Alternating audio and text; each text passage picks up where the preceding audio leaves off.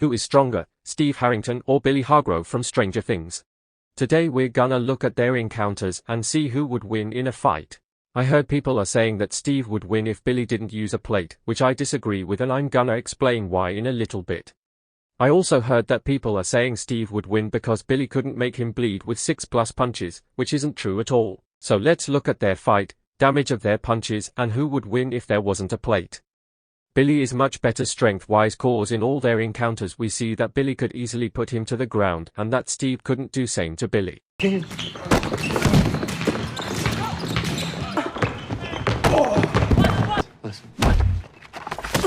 We also saw that Billy workouts and lifts weights, so it isn't debatable who is better strength-wise. Now let's look and analyze their fight and end this debate.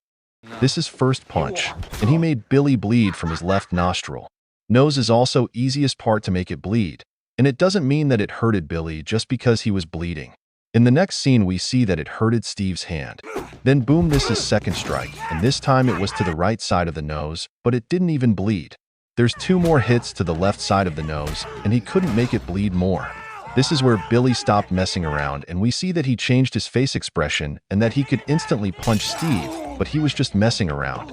Now Billy strikes with a plate in his head on the part that we couldn't see if he was bleeding from, so we don't know if he was bleeding from it. Billy's second strike was to the top left of Steve's forehead, which people think that he didn't make him bleed from, but he actually did, and I'm gonna show you later. And then he headbutts Steve on the right side of his forehead, which also made him bleed. Now pay attention and look, he is on the ground, and this is proof that he made him bleed with headbutt, because he just headbutt him there, nothing more. And this is from the punch, again because he just punched him there, nothing more. He now punched him to the nose or above mouth. In the next scene it showed that he made him bleed from that punch too, and he punched again in the same spot, which made him bleed even more. Then he continues to punch him like that and makes him bleed more and more. And that's end when Max stings him with sedative or something. So Billy has better attack potency, durability and striking strength too. Now people also say that Steve could win because he can speed blitz him, which also isn't true. In this scene we could see that when Billy stopped messing around he could instantly hit him. Combat and reaction speed and agility would still go to Steve, though I just proved that Steve couldn't blitz him.